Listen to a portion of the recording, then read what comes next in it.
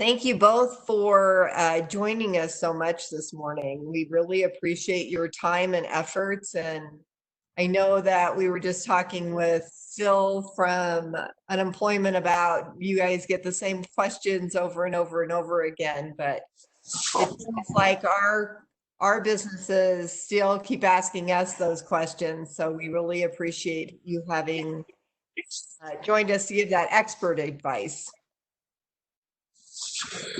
Oh, absolutely. My pleasure. Hey, Phil R. We'll go Phil R and Phil S. Phil R, do you have an opinion about who you're going to start with? Are you going to start with UI or PPP?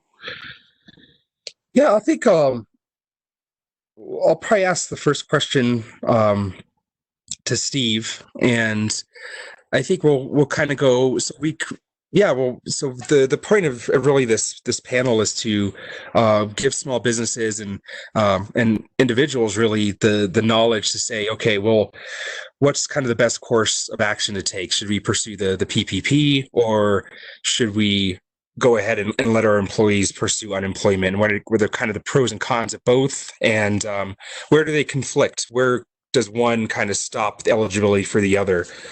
So I think there'll be some back and forth, but yeah, I think we'll kind of focus on a few cluster of questions towards each person. A few clusters towards Phil, and then a few clusters of questions towards Steve, and then towards the end, as panel or as attendee questions come in, we'll ask those individually.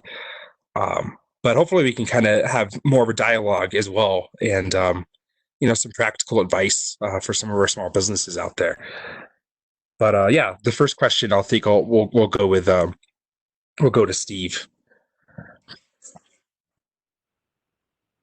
So yeah, I'll just introduce everybody and then kind of turn it over to Phil to kind of be the moderator. And if you guys have anything you need from us, please let me know in the chat. Sounds good. I know, unfortunately, we're all getting to be experts at this. And for Phil and I think we're not even, so Jefferson County buildings are not going to open until June 1 is the soonest. And then our team still won't be back in the building at that point because we do have the ability to work remotely better than some teams. And because they can only have 50% back, we'll probably be one of the last ones back into the building. We spent a lot of time out in the field anyway, so I think that would be good to be able to get out there and actually visit on site some of the businesses that are reopening and how they're managing just those guidelines. We have a panel at 11 o'clock with Jefferson County Public Health, who will be giving advice on what businesses need to do to protect themselves, their employees, and their customers. It'd be interesting to see how our landscape changes in the next coming months. Yep.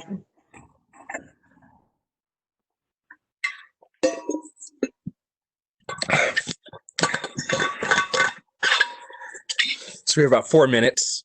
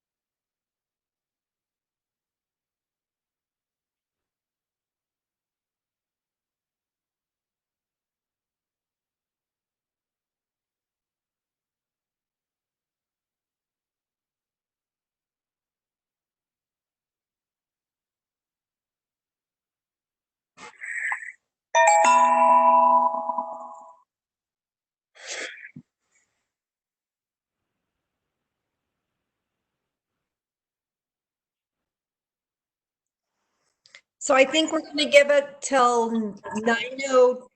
What do you think, 3 or 4, Phil, to make sure everybody gets logged in okay? Yeah, it looks like we're getting a good, nice little rush in right now. So, yeah, let's give them to about 9:03, just in case Okay.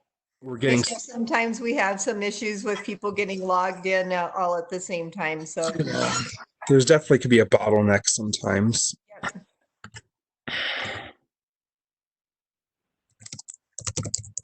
Thank you for your patience as we wait. Make sure that everybody that signed up to get this valuable information can join us.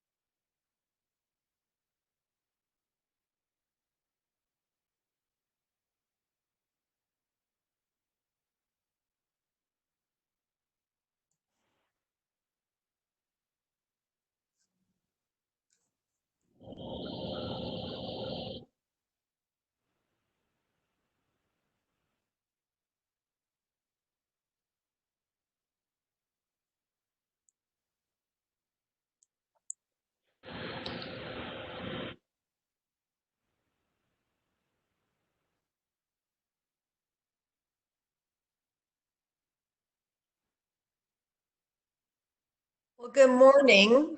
My name's Diana Herring Stark with the Jefferson County Business and Workforce Center.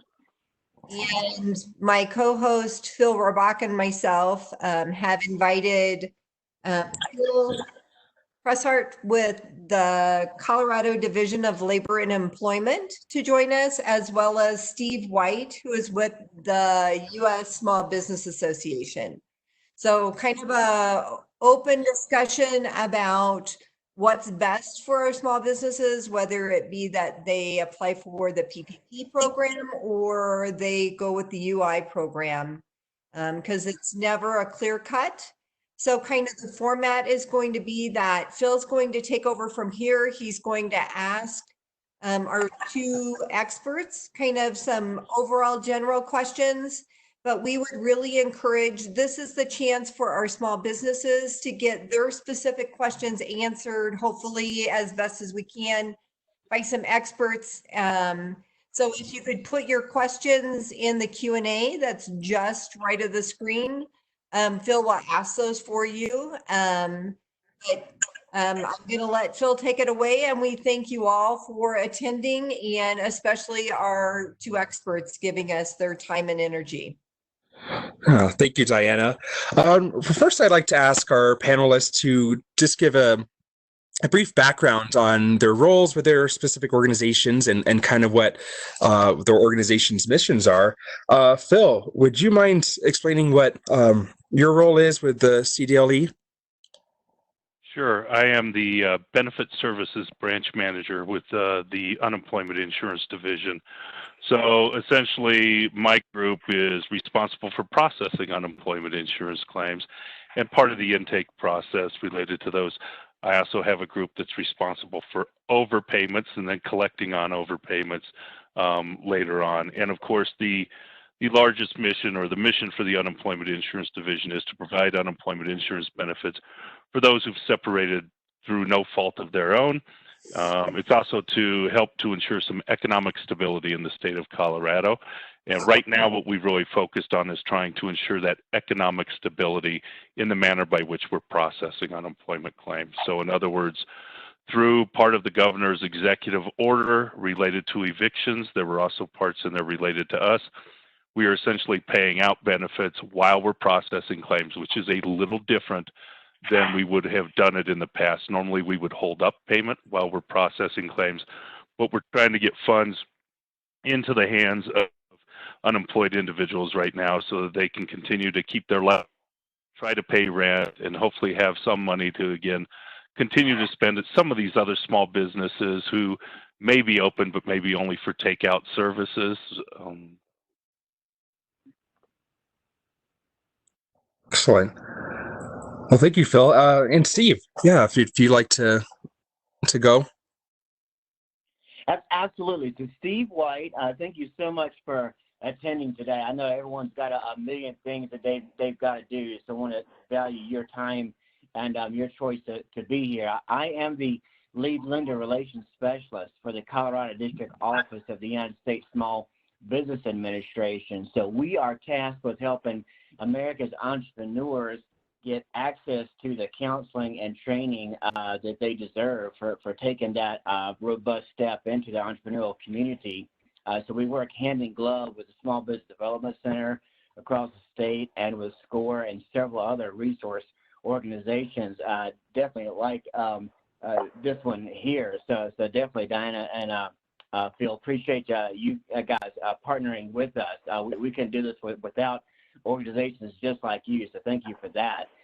We also help small businesses get in contact with the federal contracting, so helping folks cross the T's and dot the I's. And so we work with Procurement Technical Assistance Center to make sure that entrepreneurs have the ability to apply for and obtain and qualify for federal contracts and again, that's at the federal level. And then one other thing that we do, which I think is apropos for this, is we also help small entrepreneurs get access to the capital they need in order to either start up their businesses from new, or if you're an existing business, you don't have to be a startup. We'd like to help you get the access to capital you need to either continue operations or to expand, to make new hires, to go into franchising, purchase commercial real estate, large fixed equipment, or any general working capital business needs. So, and as you might imagine, we have put 100% of our efforts in this past month into the Paycheck Protection Program, trying to make sure that we've got the ability to provide capital for businesses to get through the COVID-19 pandemic, along with our Office of Disaster Assistance, which is executing the Economic Injury Disaster Loan, or the EIDL program. Okay, yeah, well, why don't we dive into that a little bit more? I guess let's first start and talk about what is what is your relationship, the relationship between SBA, Small Business Association, and the banks that help distribute some of these funds through the PPP? And then as well as how does the economic injury disaster loan and the Paycheck Protection Plan, how do they work together? And what are some areas where those two programs even conflict with each other? Absolutely. So SBA's role in the process is we've received their directory from the administration, which always sets our direction and path. We as a federal administration, we work for you, and you've elected the administration. So the administration has given us the path to work, or actually be the financial arm for the U.S. Treasury to execute the Paycheck Protection Program. So that's our role there. So what we've done is we've set the program in place, and we work directly with the lenders so that the lenders who are actually making the loans have a path to provide their input, submit an application, receive approval from us, and then close and disperse. So we're really the facilitation arm of the program. Now, conversely, for the economic injury disaster loan, Congress has charged SBA to be the financial arm for FEMA. So in response to that, they set up the economic injury disaster loan program. And the difference is for the Paycheck Protection Program, you apply through your local lender or your lender of choice. For the economic injury disaster loan, you actually go to the SBA website, which is easy enough, www.sba.gov, and you apply directly through the SBA to get economic injury disaster loan. The programs are different in that the Paycheck Protection Program is a loan that is specifically for job retention. It is specifically for employers to retain their employees through this time. The government required you to be shut down. You lost revenues because of that, and this is the government's way of trying to keep you afloat and to allow your employees to stay on board. At least that's the thought behind the process. So you apply for eligible payroll expenses, and you receive that loan there. That loan is theoretically forgivable up to 100% of the principal and interest on that. Conversely, the economic injury disaster loan, that program is set aside to help businesses get through the COVID pandemic, to pay normal business operating expenses that it would have been able to meet had the pandemic not happened. So those expenses are a lot more forgiving. It's not just payroll, it's mortgages, it's utilities, it's paying suppliers, vendors, bills that you had in place already with your normal operating working capital needs, vendors and suppliers, and that sort of thing. So it's more wide ranging. That program is set to be quite different. It's not a grant, it is a loan. It's a 3.75% loan stretched out over a term of 30 years. So the programs are a little bit different. Businesses are encouraged to apply for both programs because they do meet different needs. So there is some conflict in that if your economic injury disaster loan has paid for some of your payroll expenses, we can't double dip, so to speak. But other than that, the programs are really two different programs, and the businesses we encourage you to apply for both. Okay, and so you mentioned that the Paycheck Protection Plan that can be forgiven, and is that kind of the metric of over 75% of that has to go towards payroll in order for that to be forgiven? Yes, sir. The way that's going to work is once you close and disperse on the Paycheck Protection Program, 8 weeks later, we're going to come back and reapply for forgiveness on that. And what they're going to look at is that the use of proceeds were eligible, that you used it to cover those payroll expenses that you applied for. And in that, we're going to allow for up to 25% of that amount to be used specifically for commercial mortgage payments, commercial mortgage rents, leases, and expenses and utilities. So basically, we're wanting you to use 75% or more directly to the payroll expenses. Hey, thank you. So there's been situations where, especially with unemployment insurance, where there are additional funds added on top of normal unemployment assistance. And so some employees or some business owners are seeing that their employees can sometimes make more money off unemployment benefits than coming back to work, especially if coming back to work is coming back at part-time hours or even in just limited capacity. So what would happen if an employer is starting to reopen but they're just not being able to get their old employees back, and if they have less employees, if they don't make that 75% just due to the lack of their employees coming back to work, what's that situation like for that business? Is there a way to petition for that, or does that 75% then get recalculated based on how many current employees? How is that even recorded, or how does a small business get that information over to you guys if they find that their employees just aren't coming back after this? Sure. No, absolutely. Great question. And that's the reality of it, right? Let's say you've got employee A and you tried to keep employee A on your payroll, but you just couldn't. So you had to let them go or furlough them or separate or what have you. So employee A decides they want to go on unemployment compensation. And then when you get the PPP loan, you call back employee A, and employee A decided, you know what, actually, I'm going to choose this other path instead. So that this allows you from having the ability to call employee A back. So for the PPP program, what the SBA is looking at is a full-time equivalency. So it doesn't have to be specifically the same employees. We're just looking that you have the ability to put the employees back. If the employees choose not to return because they choose a different path, that's fine. Then we're asking the businesses to reach out and to recruit and hire additional employees, or maybe convert part-time employees to full-time or what have you. That being said, if the business just isn't able to do that for whatever reason, then the forgiveness amount will be reduced accordingly, and then the amount that's not forgiven becomes a loan that is charged at a 1% interest rate and has a maturity of 2 years. Okay. All right, thank you. And just for the attendees, we're starting to get into some complex issues, and I know we're not all experts on here, but so just keep in mind, if you do have any questions, just continue to shoot them in through the chat, and we'll get to them. And feel free to ask questions that are specific as you like towards your own situation.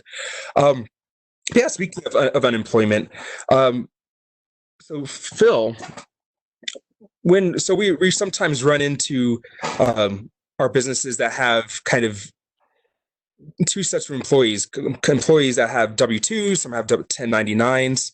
What happens to an individual that has both W-2 income and 1099 income if they've lost both of their gigs, essentially, if they've lost their full-time job but also a 1099 job? What are the options for individuals in terms of unemployment on that aspect? Can they claim both sets of incomes, or is it preferable just to use one? How would they calculate that?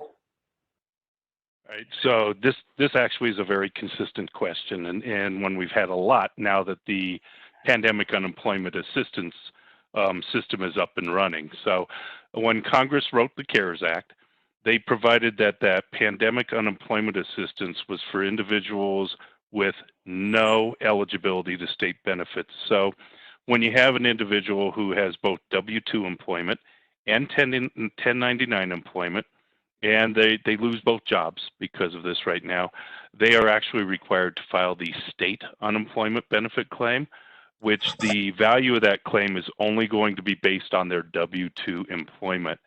Now, if they are ultimately determined not eligible at all for state benefits, then they can go over and file on that pandemic unemployment assistance claim. And if they're within one of those 9 sub-criteria that were created by Congress, some of those sub-criteria would be something that on a state claim would deem them to be ineligible. In other words, the the parent that is having to stay at home because the kid's school is closed, somebody who's been quarantined for COVID-19, they would still be required if they're monetarily eligible. In other words, they had more than $2,500 worth of earnings in that W-2 employment during the last 5 quarters.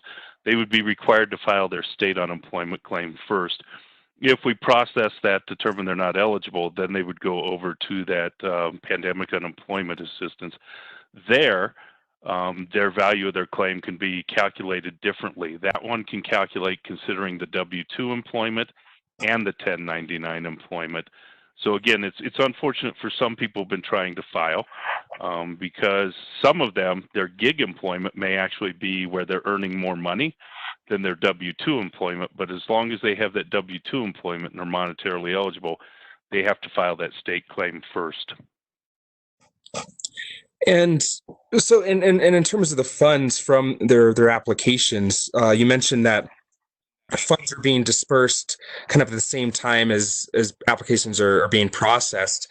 When do those funds get dispersed from when someone submits their application? Like how does unemployment know before they're fully processed whether or not they're allowed to get these fees? And is there ever a situation where someone would have to give back funds that have already been distributed to them if at a later date they're found ineligible for whatever reason? Right, and it's a good question, right? Because how we're paying, you could look at somebody getting afraid I'm going to be overpaid benefits. If we overpay benefits on that additional $600 or on regular state benefits or the extension that currently exists on state benefits, I have and we have the capability to waive those overpayments. If we overpay somebody on the Pandemic Unemployment Assistance Program, federal law prohibits waiving those overpayments, and so those still would have to be collected. What we've been trying to do is, again, we have an old legacy system. We were in the process of getting ready to go into a whole brand new system, and then we have stood up the Pandemic Unemployment Assistance in a new system, which is a bit of a taste of what our whole total new system will look like in the future. And so a lot of these ones where people are being paid, they may be paid out for a while on their state claim. And once we're able to have everything in the same system, we would be able to go back and make those adjustments on the claim. So I might look at a claim and say, oh, this individual should have been denied for X number of weeks on the state claim, but you know what? That would allow them to qualify for pandemic unemployment assistance during that period of time, and to go back and retroactively make those adjustments so that we're avoiding overpayments. So because some of these programs kind of intersect at different points and cross, you can go from one to the next to back and forth, that we would look for how does maybe if we have paid you on state benefits when we shouldn't have, how does that fill in actually with the PUA benefits instead? Okay. Confusing, complex. I wouldn't expect a claimant to understand it. I wouldn't expect an employer to understand it. And trust me, we have some people in our building that simply don't understand that right now. It's very complex on trying to play with all those programs. Sure. And so for an individual or a small business to reach out to you guys to get some of that advice and to talk through it, what would be the best way to contact unemployment? Is it through email, phone calls? Is there kind of a better time of day to reach you guys since you guys are being inundated? Yeah, I think as we've seen on the news all week and for the past couple of weeks, trying to call can be very difficult. In the past, I used to be able to say, yeah, if you call at this time on this day, you might have a better chance of getting in.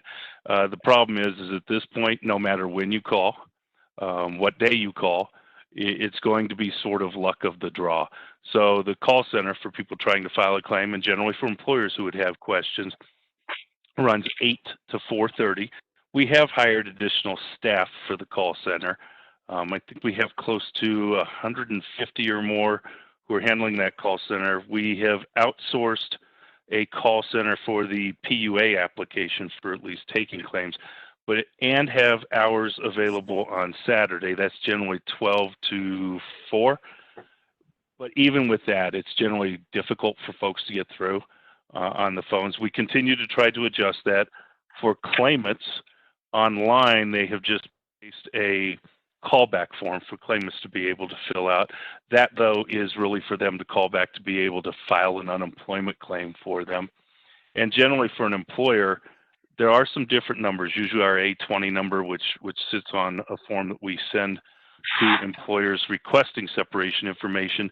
They have been fairly inundated there too, but I do believe employers can get through a little better there. And obviously employers have been sending in emails on our tax side, and those get forwarded over, and we try to respond to them as quickly as we can. Okay, great. Thank you. A question that's come up is, as a lot of employers have had to furlough their employees, and temporarily, since we all been temporarily closed, but as we're reopening, some businesses are opening up at part-time hours and limited capacity. If a furloughed employee applied for unemployment benefits and they get offered a part-time position, and that if that part-time position pays them, 56% of, because I think 55% is that limit, or the most they can make before they lose their benefits. So if a furloughed employee gets offered a position part-time, that kind of puts them over that 55% of their salary mark. Will that cause them to lose their unemployment benefits? And if an employee refuses to come back at part-time, during those questions where unemployment asks them if they were offered any work during the last week or last 2 weeks, does that then disqualify them from that unemployment? Or are they kind of in a catch-22 situation?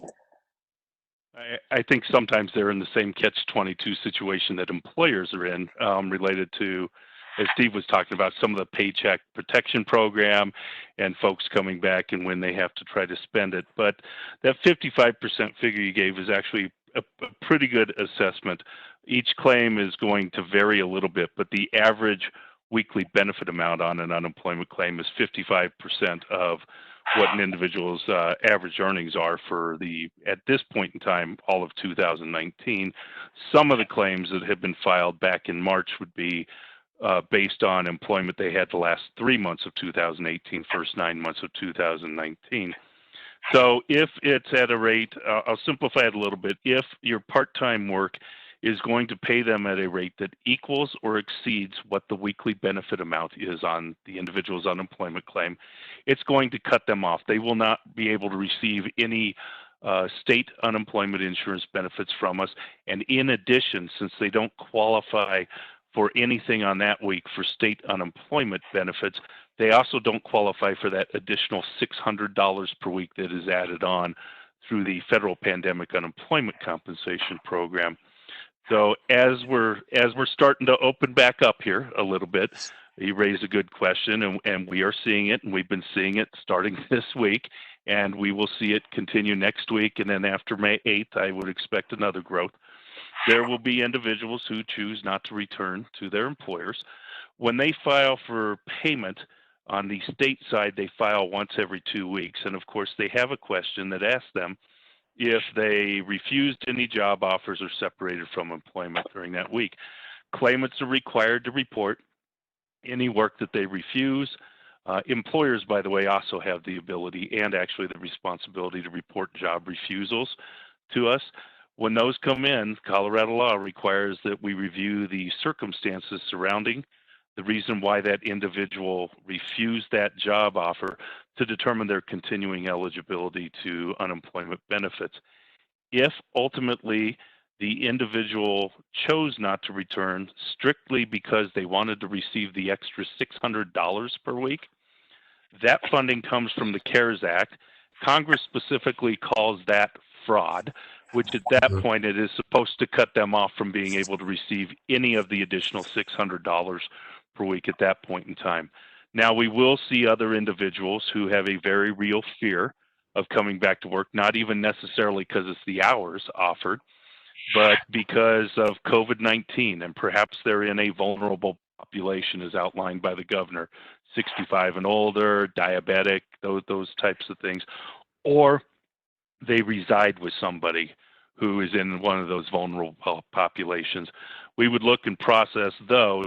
Now, again, there's some rules being put together related to the executive order that if I'm in a vulnerable population and I've turned down your job because I'm in a vulnerable population, more likely than not, I am going to continue to receive unemployment benefits.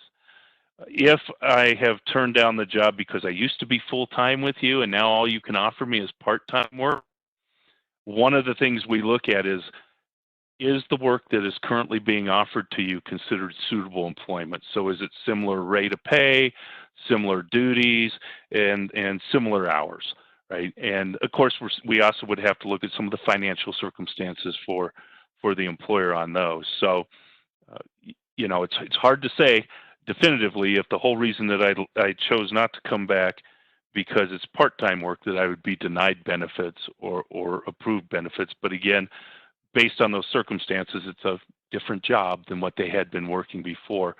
By the same token, I may have been, I'll just use the restaurant industry as an example.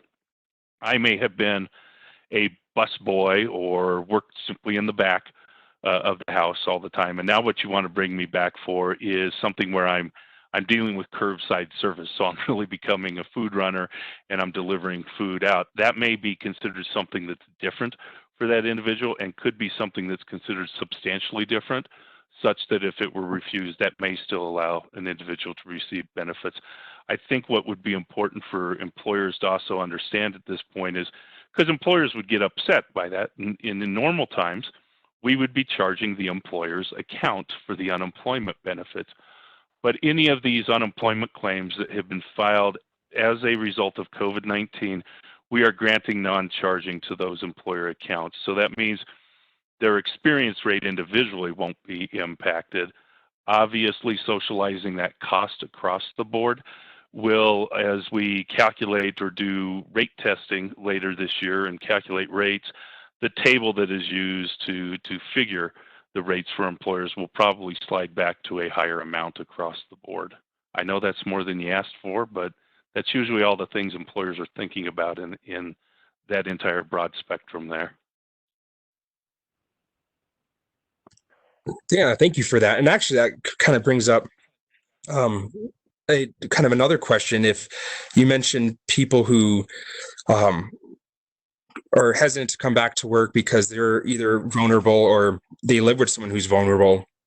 Here, kind of a scenario, say if someone works at a salon as a hairstylist and their salon is opening up, what happens if they have children who are vulnerable, but also children who just don't have access to school, who the schools are closed, so childcare is an issue. And how do people, I mean, would staying at home for childcare and just to take care of family members because things are closed down, is that enough of a reason? Also, how are things needing to be recorded? So if you are refusing to go back for either childcare or because your duties have changed, does the state, how would you guys like that to be recorded and sent to you guys when you guys are handling cases case by case basis? Sure. There's a couple of things there. If I'm a hairstylist, I am actually more likely 1099 income than W-2. We see very few hairstylists that are W-2 income. So that individual more than likely is on the Pandemic Unemployment Assistance Program. And one of the sub-criteria to be on Pandemic Unemployment Insurance would be that this person's staying at home to care for their kids who are otherwise out of school. Again, if they're part of the vulnerable population, it fits the vulnerable definition. So one of those requirements for PUA is exactly that, because if I were a hairdresser who was actually W-2 employment, and the reason I'm not working is because I'm having to stay at home because my kids are out of school, I do not actually qualify for state benefits and therefore would be on the Pandemic Unemployment Assistance Program. Nonetheless, job refusals still have to be looked at on the Pandemic Unemployment Assistance Program and still reported by parties and still determined. It is more than likely, since that person already fits one of the criteria to be on the Pandemic Unemployment Assistance, that they would be allowed to continue to receive those benefits. On that unemployment program, None of those funds are coming from our pool fund or from those employer taxes. These are federal tax dollars. So they're actually coming from your taxes, my taxes, everybody else's taxes that we pay on those. For employers, and I'm glad you came back to the question, for employers, the easiest way to report a job refusal is actually online. We have placed a form online at coloradoui.gov. And if you go into that and you click on the employer tab, one of the first top links that you'll see on there is report a job refusal. And we have had employers reporting them already this week. And then they're able to click on that, and it brings up a form that will ask them some questions about when the individual was last working, what type of work they had been doing, was there a recall date initially for them when you had to let them go, and then it'll ask when you made the offer, how you made the offer, and then what kind of response the claimant gave to you. That information is all going to a specific team I have right now, who, if the claimant hasn't reported, then will reach out to the claimant and obtain information from them. And they may obtain additional information from the employer and then ultimately make a decision related to that individual's continuing eligibility.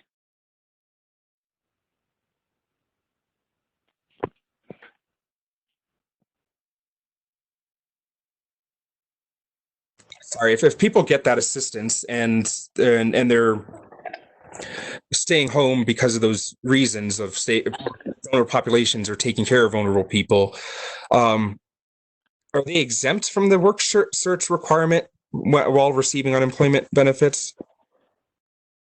So at this point in time, actually any employee, because of the stay-at-home order, of course that's ending, but there's still various stay-at-home orders in place. All individuals right now in unemployment are not required to actively seek work as a result of the COVID pandemic. As we start rolling out of this, then part of that ability not to seek work will change. And so individuals in certain areas or in certain fields will be required to start looking for work and to seek and accept other work. Right now, with the general emergency, people aren't required to actually actively seek work. However, on the state benefits side, they are required to remain otherwise able and available. And so an individual who may be providing that care is not able and available, not eligible for state benefits. But again, as you've defined part of that, that would be somebody who then qualifies for that other program, the Pandemic Unemployment Assistance, where they would continue receiving it at that point in time over there. Hey, thank you. Steve, I'd like to switch over to you, and I like to kind of approach the process of after a small business has submitted their application for PPP or for economic injury disaster loan. How are they updated on the status of their loan, and how does SBA communicate with the businesses? How can people and kind of to add to that, how can people recognize a legitimate contact from SBA? How can they know that it's a legitimate contact attempt and not a scammer that seems to be coming up with a lot of these scammers essentially trying to take advantage of vulnerable businesses? How do people get contacted by SBA if they get contacted directly, and also how can they check on their status of their application?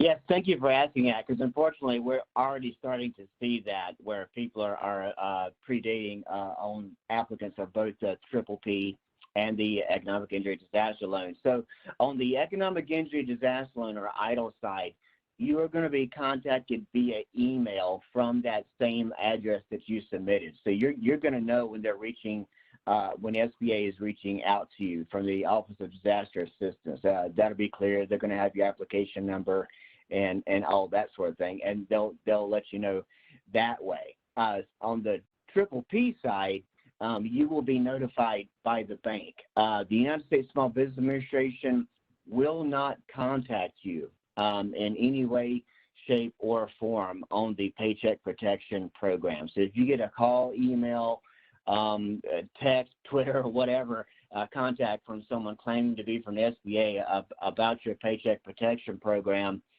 two things. One, you can probably ignore it as a scam. Or two, if you're still not comfortable, that's when you would email someone like me. I'm easy enough to reach. Stephen with a V. White, like the color, so Stephen.White at SBA.gov.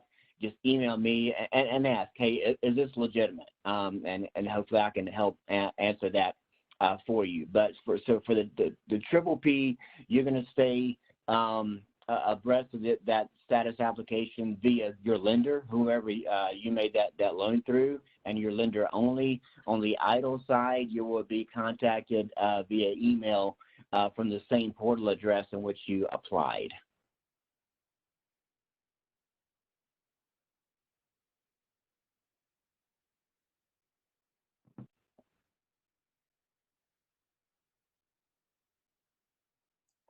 Phil, I think you're muted. Hey, Steve, just to piggyback on that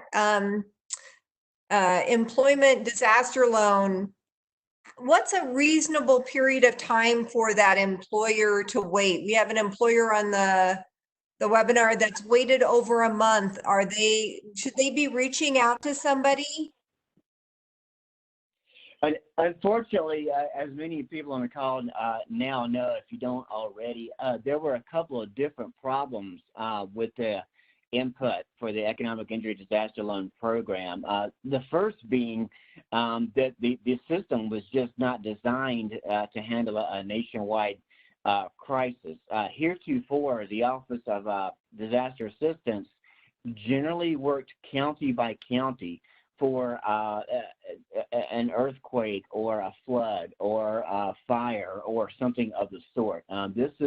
Historically, this is the first time we've had a nationwide response to our systems. So keep in mind, that's all 50 states plus U.S. territories. So Guam, American Samoa, U.S. Virgin Islands, Puerto Rico, and so forth. So the system was overwhelmed.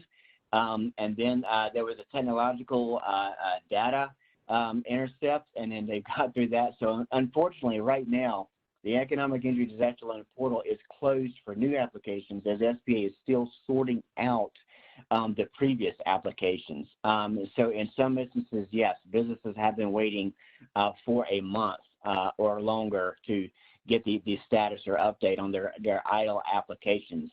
I would say give it 30 calendar days. After 30 calendar days, feel free to email me. Again, that's Stephen.White at SBA.gov, and I can help check on your status for you if you haven't heard anything from the Office of Disaster Assistance from SBA. And again, I apologize for that.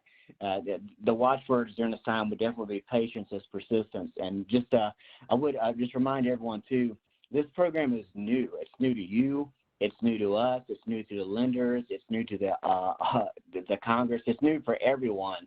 So this is the first and best we've ever done this.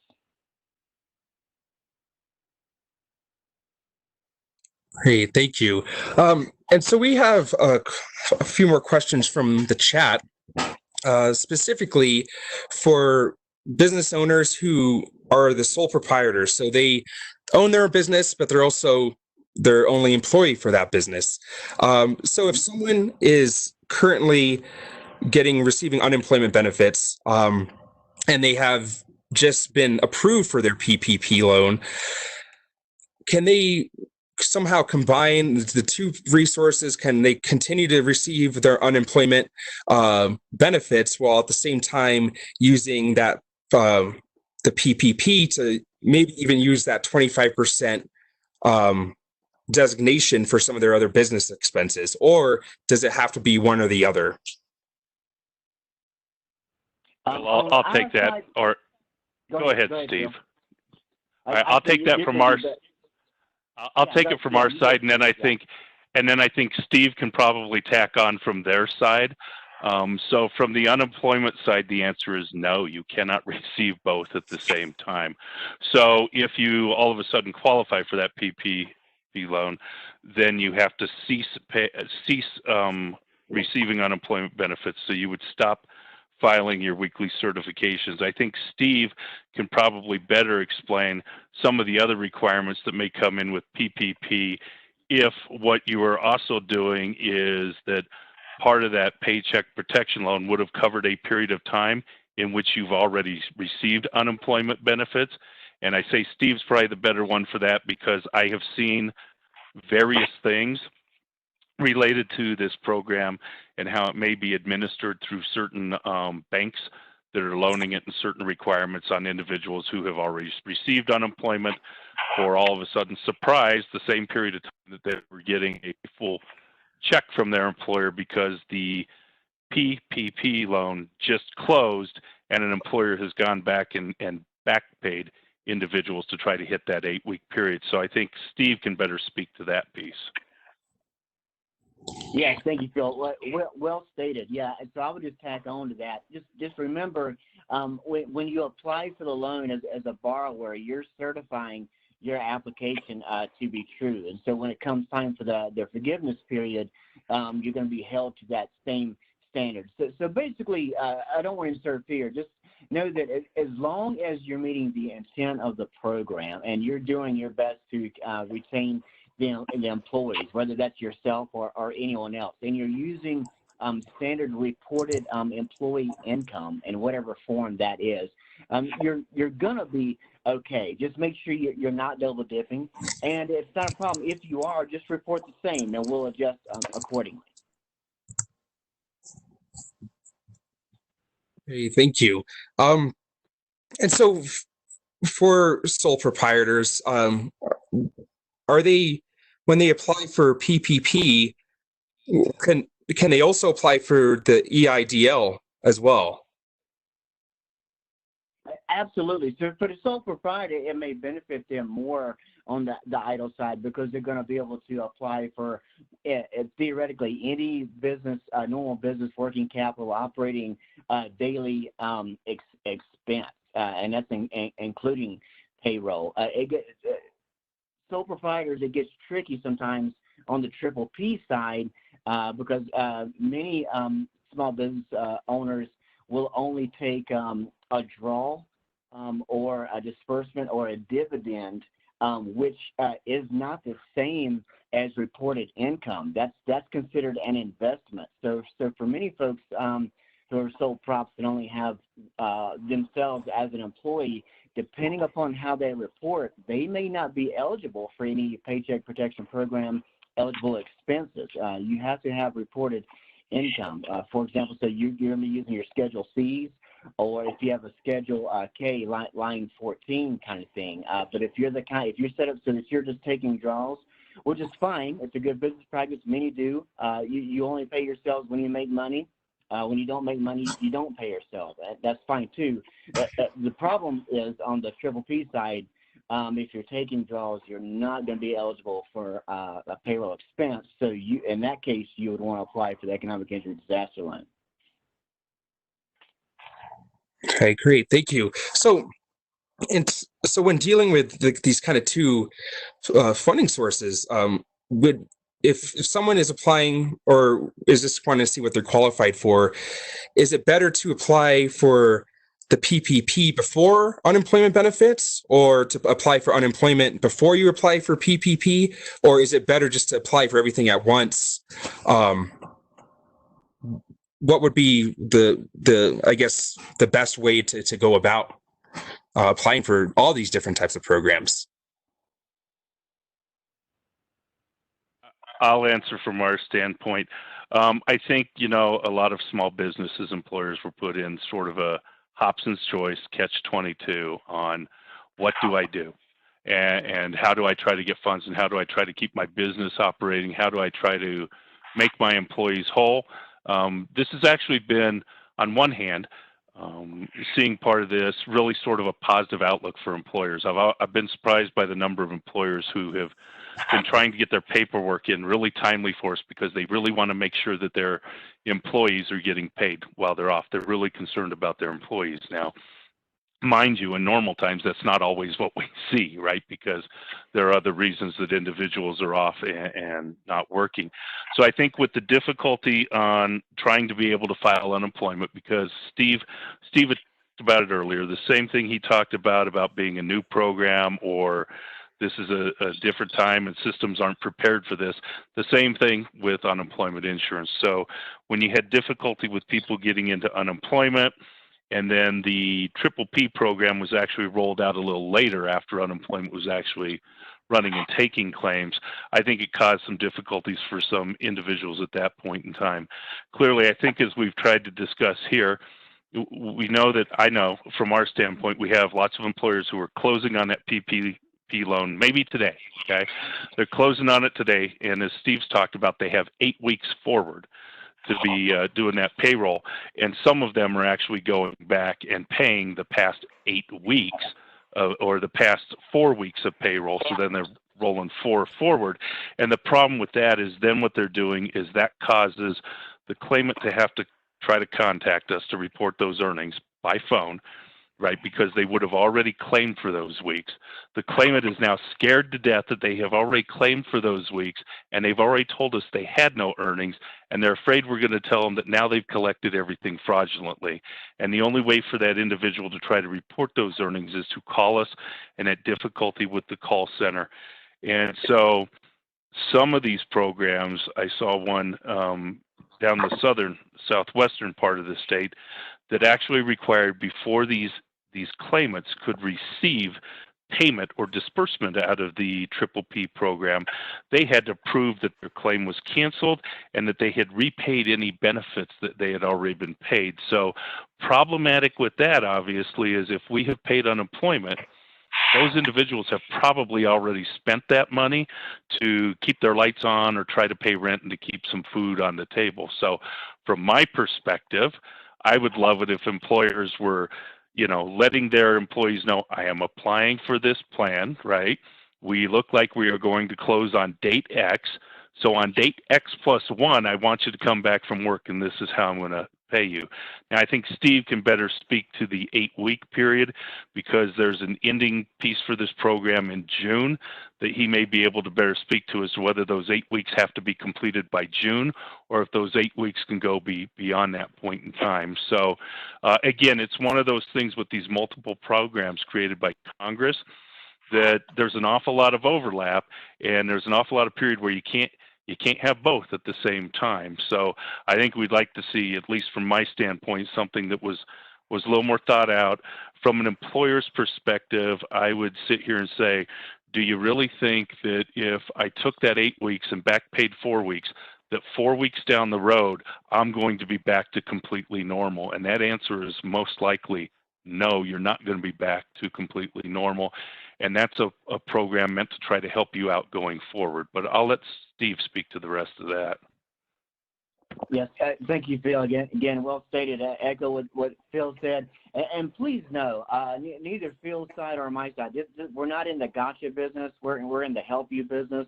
And so we are fully expecting for people to have mixed and matching applications and situations and scenarios because we're expecting you as business owners to absolutely, positively take advantage of every program you possibly can.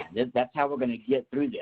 Now, conversely, we would just ask that you report the same, just to let us know, hey, I did A and I did B and C and I received this. That lets us know how we need to adjust on our end, and we can work with the lenders on the PPP side to do that. I've already seen businesses start paying back or giving back their PPP because they realized that they weren't going to be eligible after all because their expenses were met either through the unemployment side or through another provision of the CARES Act or whatever. So that's how they're handling that. We're not penalizing them. We're not going after them. We're not considering businesses to be fraudulent. We fully expect you to be confused because I promise you on our end we're a little confused as well as we work through this. But as long as you apply and you're honest and you tell everything that you're getting and receiving, we'll do what we can on our end to screen out in advance any potential conflict or double reporting or whatever. So we're trying to prevent you at the application stage from receiving a benefit that you're going to be having to pay back early later. We'd rather not give that to you and put you in that spot. But if you do end up in that spot, it's not a problem. We have a mechanism in place pretty simply to report that and to pay it back. And so just, yeah, definitely err on the side of taking advantage of the programs, but then when you receive that, report that program assistance that you've received to your lending institution, so we can get that corrected. Great, thank you. So we're getting a lot of questions in the chat, and we're at 9:53. So I think this may be kind of the last topic that we approach. And just for our attendees to know, this we will have a recording of this whole discussion available that we'll be able to update or upload to our YouTube channel.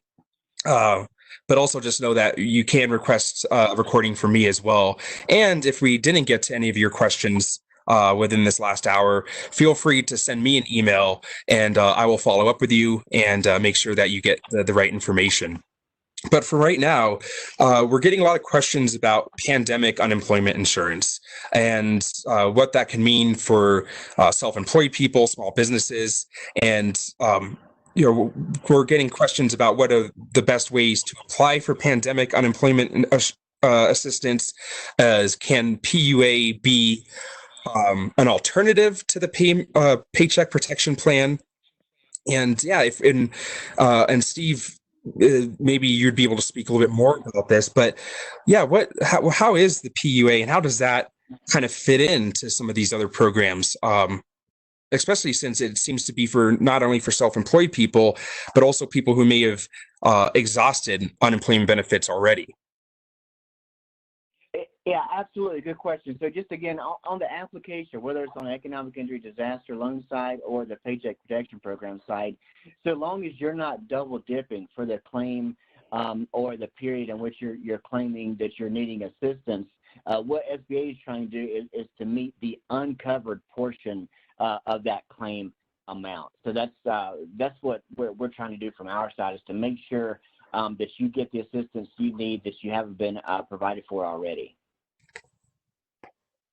Great. So what kind of documentation do people need to supply to showcase the parts that they're being uncovered?